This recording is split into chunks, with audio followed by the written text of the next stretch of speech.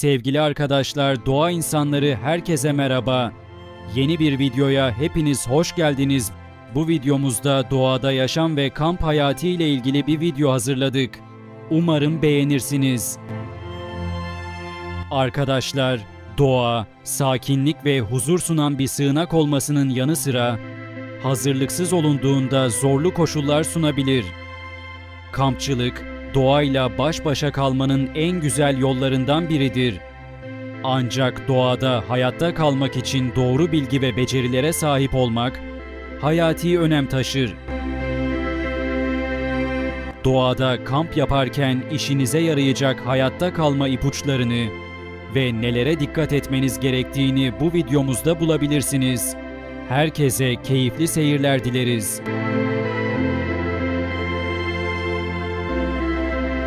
Doğada yaşam ve kamp hayatı mücadelesinde insanın yağmurdan, kardan, rüzgardan ve güneşten korunarak dinlenmesi gereklidir.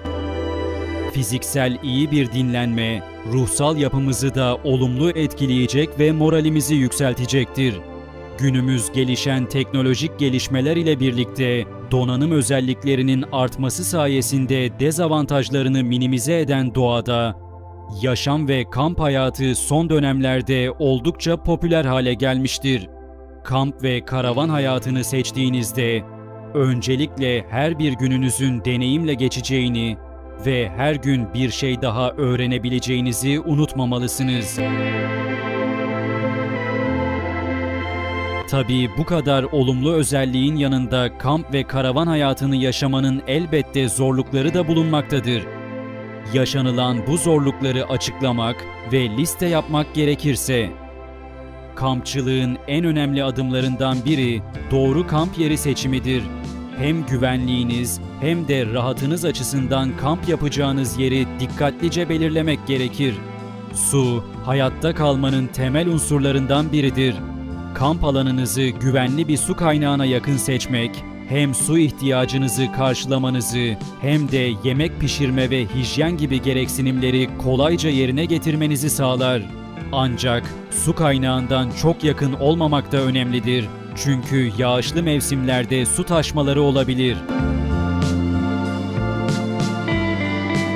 Çadırınızı kurmak için düz, taşsız ve kuru bir zemin seçin. Eğimli alanlar çadırın dengesini bozabilir ve uyku sırasında rahatsızlık verebilir.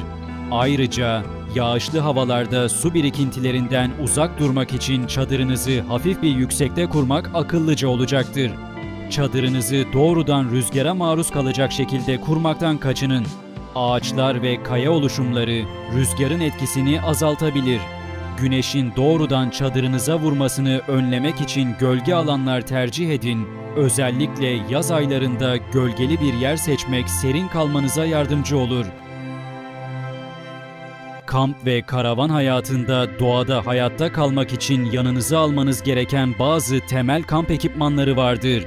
Bu ekipmanlar size konfor ve güvenlik sağlar. Dayanıklı ve hava şartlarına uygun bir çadır kampçılığın temelidir. İklime ve mevsime uygun uyku tulumu seçimi de önemlidir. Kış kampı yapıyorsanız sıcak tutacak bir uyku tulumu, yaz kampı için ise hafif bir model tercih edilmelidir. Çakı veya çok amaçlı bir bıçak, doğada hayatta kalma sırasında en gerekli ekipmanlardan biridir. Odun kesmek, yemek hazırlamak, barınak kurmak ve birçok başka iş için kullanabilirsiniz. Hafif ve taşınabilir yemek kapları ve su mataraları, doğada yemek ve su taşıma konusunda işinizi kolaylaştırır.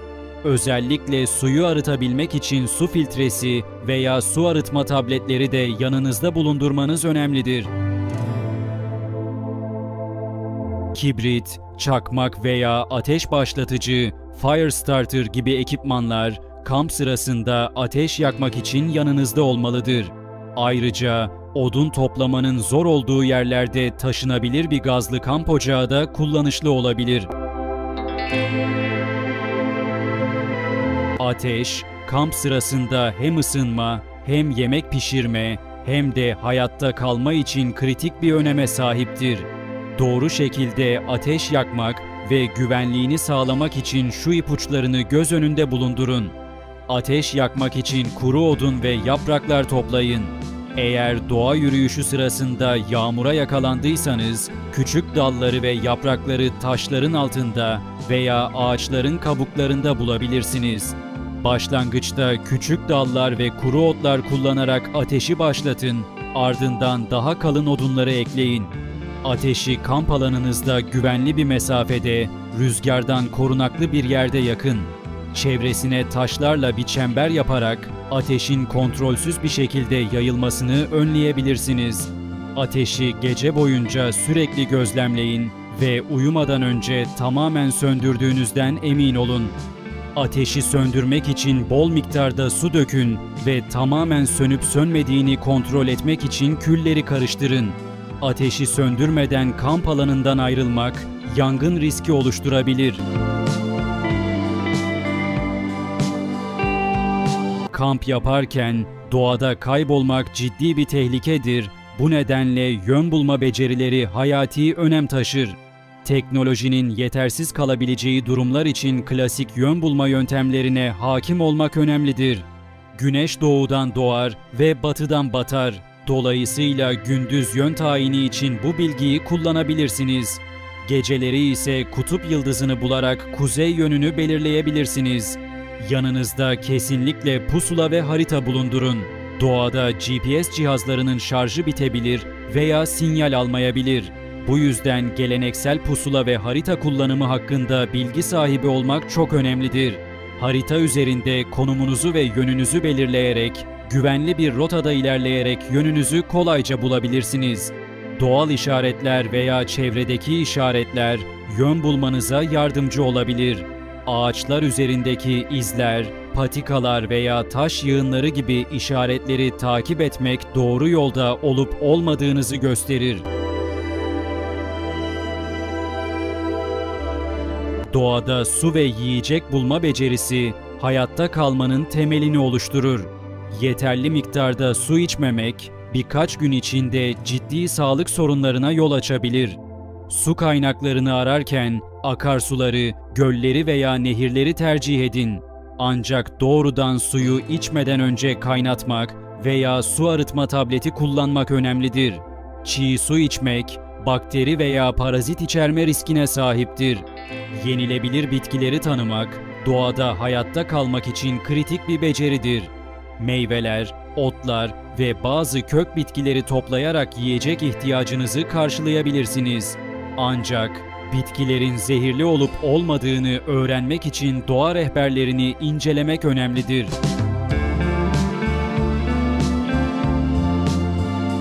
Doğada hayatta kalmak için balık tutma, böcekler veya küçük hayvanları avlama tekniklerini bilmek de faydalıdır. Basit bir balık oltası veya doğada bulunabilecek malzemelerle tuzaklar kurarak yiyecek bulabilirsiniz. Doğada çeşitli doğal tehditlerle karşılaşabilirsiniz. Vahşi hayvanlar, sert hava koşulları veya doğa kazaları gibi durumlarda hazırlıklı olmalısınız. Kamp alanınızdaki yiyecekleri vahşi hayvanlardan korumak için yiyeceklerinizi ağaçlara asabilir veya iyi kapanan kutularda saklayabilirsiniz. Büyük hayvanlar için ses çıkarıcı araçlar veya kamp alanına kokulu yiyecek bırakmamak önemlidir. Hava durumu sürekli değişebilir. Bu nedenle kamp yapmadan önce hava durumunu kontrol edin ve uygun giysiler alın. Yağmura karşı su geçirmez kıyafetler ve acil durum battaniyeleri bulundurmak da sizi koruyacaktır.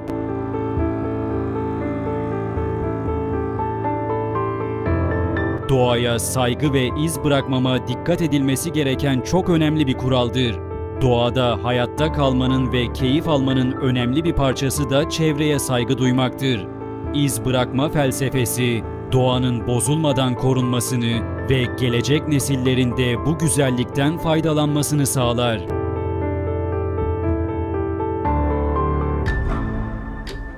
Kamp yaparken doğaya bırakılan her türlü çöp ekosistemlere zarar verir.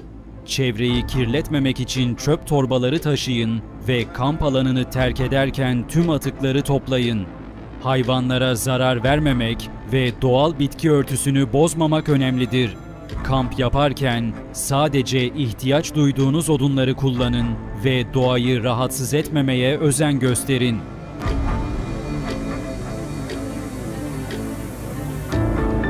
Kamp ve karavan hayatı oldukça keyifli olsa da bir o kadar da tehlikeli.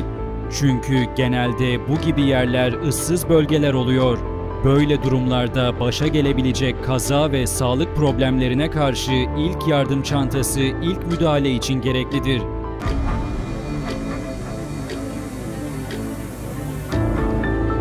Kamu alanları, ev, okul, iş yeri gibi alanlarda mutlaka bulundurulması gereken ilk yardım çantası, kamp ve karavan hayatı içinde son derece önemli rol oynamaktadır. İlk yardım çantası içinde makas, eldiven, steril cımbızlar, çeşitli boyutlarda sargı bezleri, flaster, boyunluk, batikon, izotermal örtü, yara bandı, steril tuzlu su çözeltisi, el feneri, düdük, ilk yardım el kitabı, buz torbası ve olası yanıklar, sinek veya böcek sokmaları ve burkulmalar için kremler ve ağrı kesici ilaçlar bulunmalıdır.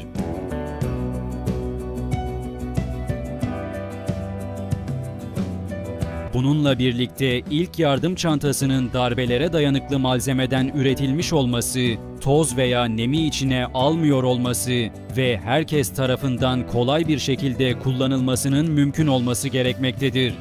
İlk yardım çantası direkt bir ısı kaynağından ve çocukların erişebileceği yerden uzak, ne çok nemli ne de kuru bir yerde tutulmalıdır.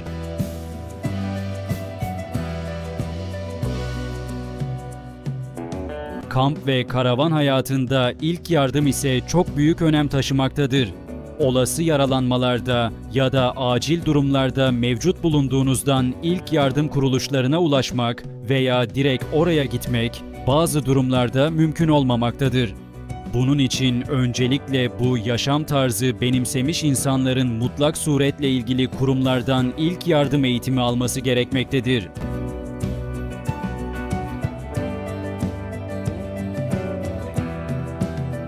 Son olarak bütün bu konuları toparlayacak olursak, karavan hayatı her ne kadar özgür ruh inancını insana katsa da her şeyde olduğu gibi zorlukları da mevcuttur.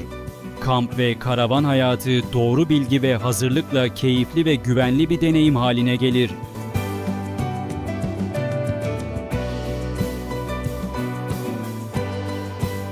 Doğru ekipman, yön bulma becerileri, ateş yakma teknikleri ve su bulma gibi temel becerilere hakim olarak zorlu doğa koşullarında güvenle vakit geçirebilirsiniz. Ayrıca çevreye saygı duyarak doğanın sunduğu güzellikleri korumak, sürdürülebilir kampçılık için önemli bir sorumluluktur. Arkadaşlar, doğada yaşam ve kamp hayatı hakkında bir video yapmak istedim. Önemli bilgileri sunmaya çalıştım. Umarım faydalı bir bilgi olmuştur. Hala kanalıma abone değilseniz abone olmanızı ve videoyu beğenmenizi bekliyorum. Yorum yapmayı da unutmayın. Sonraki videolarımızda görüşmek üzere. Kendinize çok iyi bakın. Hoşça kalın.